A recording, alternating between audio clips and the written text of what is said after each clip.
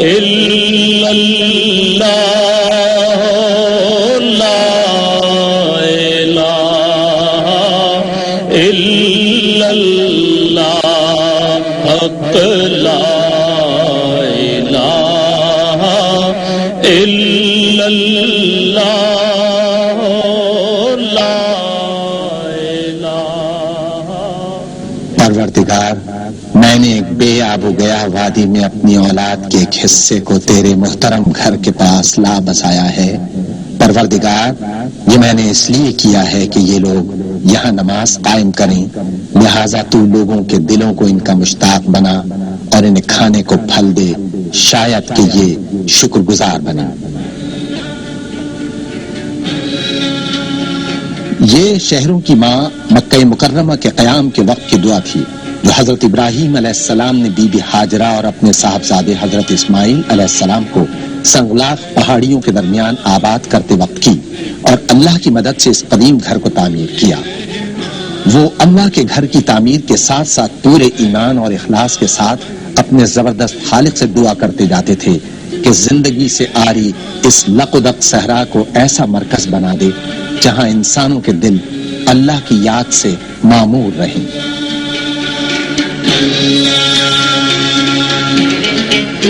جب رسول اکرم صلی اللہ علیہ وآلہ وسلم نے مکہ مکرمہ کو فتح فرمایا اور اللہ کے گھر کو بتوں سے پاک کیا تو مسجد الحرام شہر کے وسط میں ایک کھلی عمارت تھی. اس کے گرد 4 دیواری نہ تھی اور اس کا رقبہ صرف 2000 مربع میٹر تھا. 17 ہجری میں سیلاب کی وجہ سے جب مسجد الحرام کو نقصان پہنچا تو خلیفہ دوم حضرت عمر فاروق رضی اللہ تعالیٰ عنہ نے مسجد کی مرمت کرائی، اس کے گرد 4 دیواری تعمیر کرائی اور رقبے میں 500 مربع میٹر کی توسیع کی. 26 ہجری میں ان کے جانشین حضرت عثمان غنی رضی اللہ تعالیٰ عنہ نے 1700 مربع میٹر کی مزید توسیع کرائی.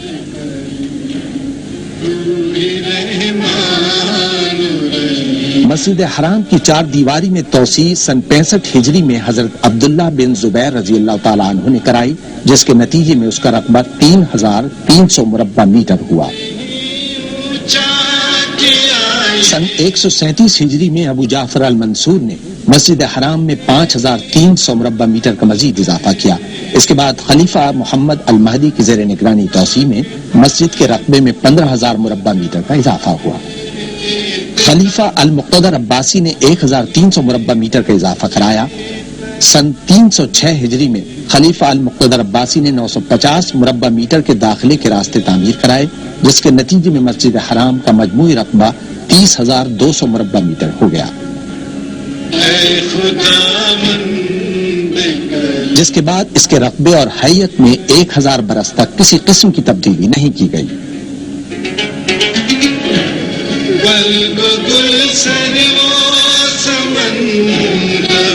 سعودی مملکت کے بانی شاہ عبدالعزیز السعود نے 1000 سال کے طویل وقفے کے بعد پہلی مرتبہ مسجد الحرام میں توسیع کرائی.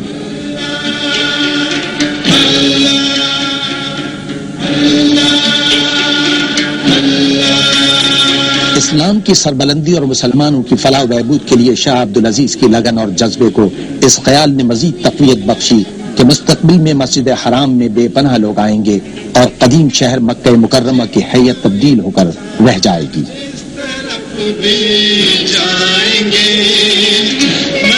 مسجد الحرام اور اطراف کے شہر کو تبدیل کر ڈالنے کے لیے شاہ عبدالعزیز کی زیر نگرانی توسیع 4 ربیع الثانی سن 1375 ہجری کو شروع ہوئی. مسا یعنی صفا و مروہ کے درمیان سعی کے راستے کی تعمیر سے اس کا آغاز ہوا. یہ مقدس راستہ بی بی ہاجرہ علیہ السلام کے نقش قدم پر کوہ صفا اور مروہ کے درمیان ہے. اس راستے کو مسجد میں شامل کرنے کا فیصلہ کیا گیا، چنانچہ شہر کے بعض حصے مسجد میں شامل ہونا تھے. حاجیوں اور دیگر عبادت گزاروں کو صفا اور مروہ کی سعی کھلے آسمان کے نیچے کرنا پڑتی تھی. انہیں صحرا کی شدید گرمی، ریت اور بازار کی رکاوٹوں کا سامنا کرنا پڑتا تھا. اس طرح توسیع کے کام کے پہلے مرحلے میں مسا کو مسجد الحرام میں شامل کر لیا گیا.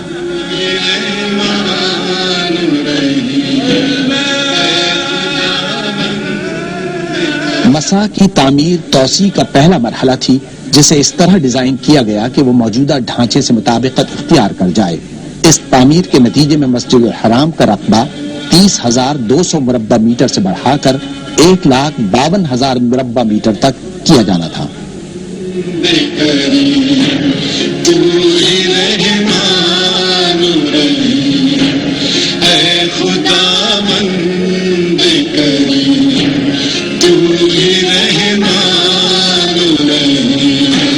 مسجد الحرام کی توسیع کا کام 20 سال سے زائد عرصے تک جاری رہا۔ مسجد کے آس پاس واقع قدیم روایتی شہر کے مکانوں اور عمارتوں کو پہلے منہدم کیا گیا تاکہ شاندار تعمیراتی کام کے لیے راہ ہموار کی جا سکے، جبکہ مطاف سے قدیم عمارت کو صاف کر دیا گیا جس میں آب زمزم کے کنویں کا بالائی حصہ بھی شامل تھا، جسے مطاف کے نیچے دوبارہ تعمیر کیا گیا۔ عمارت کے ڈھانچے میں تبدیلی سے اس کی گنجائش ایک وقت میں 3,500 سے بڑھ کر 30,000 نمازیوں کے قریب ہو گئی۔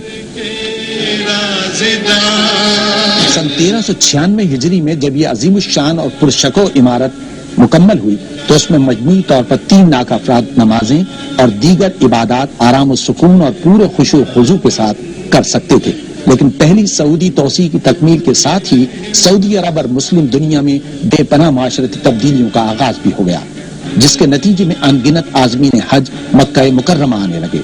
یوں مسجد حرام اور شہر پر دباؤ میں بے پناہ اضافہ ہو گیا۔ ان تبدیلیوں سے عہدہ برا ہونے کے لیے سعودی حکومت نے مسجد الحرام کی سہولتوں میں اضافے کے پروگرام پر عمل درآمد کیا، جس میں مطاف کے راستے کے خالص اور سفید سنگ مرمر سے تبدیلی بھی شامل تھی۔ اس سنگ مرمر کی خوبی یہ ہے کہ اس کی بدولت شدید گرمی میں بھی پیر ٹھنڈے رہتے ہیں۔ سن 1406 ہجری میں خادم حرمین شریفین شاہ فہد بن عبدالعزیز السعود نے پہلی سعودی توسیع کے دوران تعمیر کی جانے والی چھت کی تزئین و آرائش کی ہدایت کی تاکہ مزید 84,000 نمازیوں کی گنجائش نکالی جا سکے۔ خادم حرمین شریفین نے مسجد الحرام کی عمارت کی حدود کے باہر 5 اسکیلیٹرز کے لیے اضافی عمارتوں کی تعمیر کا بھی حکم دیا۔ اس ڈھانچے کو، جن میں سے ہر ایک 375 مربع میٹر رقبے کا ہے، رش کے زمانے میں عام سیڑھیوں کے علاوہ چھت پر آنے جانے کے لیے اضافی سہولت کی فراہمی کے لیے تعمیر کیا گیا تھا۔ ان ایسکیلیٹرز کی تعمیر کا بنیادی مقصد خاص طور پر ضعیف افراد اور بچوں کو پہلی منزل اور چھت کے علاقوں تک آمد رفت کی سہولتیں فراہم کرنا تھا۔ سٹین لیس اسٹیل کے اسکیلیٹرز کی روایتی عرب طرز تعمیر کے مطابق تزئین و آرائش کی گئی۔ ان میں ہر گھنٹے 15,000 افراد کے اوپر آنے جانے کی گنجائش ہے۔ پہلی سعودی توسیع کے بعد کی جانے والی ان تبدیلیوں کے نتیجے میں مسجد الحرام کی گنجائش بڑھ کر 4 لاکھ افراد ہو گئی۔ جدید کمرشل فضائی ٹرانسپورٹ کے آغاز کے بعد حجاز مقدس آنے والے عازمین حج کی تعداد میں بے پناہ اضافے کے بعد ایک مرتبہ پھر بہترین منصوبہ بندی کی ضرورت محسوس کی گئی۔ 2 صفر سن 1409 ہجری کو خادم حرمین شریفین نے مسجد الحرام کی گنجائش کو دگنا کرنے کے منصوبے کا سنگ بنیاد رکھا، جنہیں اللہ تعالیٰ مومنین کی مستقبل کی نسلوں کی خدمت اور اسلام کی سربلندی کے لیے قائم و دائم رکھے۔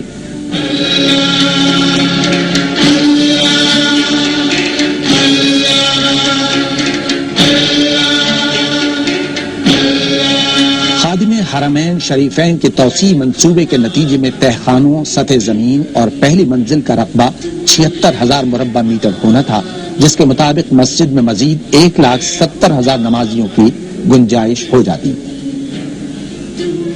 مسجد الحرام کی توسیع کے منصوبے کا آغاز المسا کے علاقے سے ہوا، جو 86,800 مربع میٹر کے مجموعی رقبے کا احاطہ کرتا ہے۔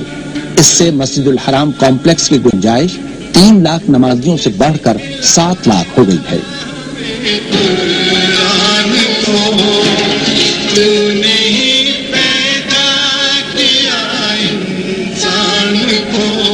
تعمیر کے کام کے آغاز سے کئی برس قبل مسجد سے ملحق سوق صغیر کو منہدم کر دیا گیا تاکہ نئی توسیع کے لیے جگہ نکالی جا سکے۔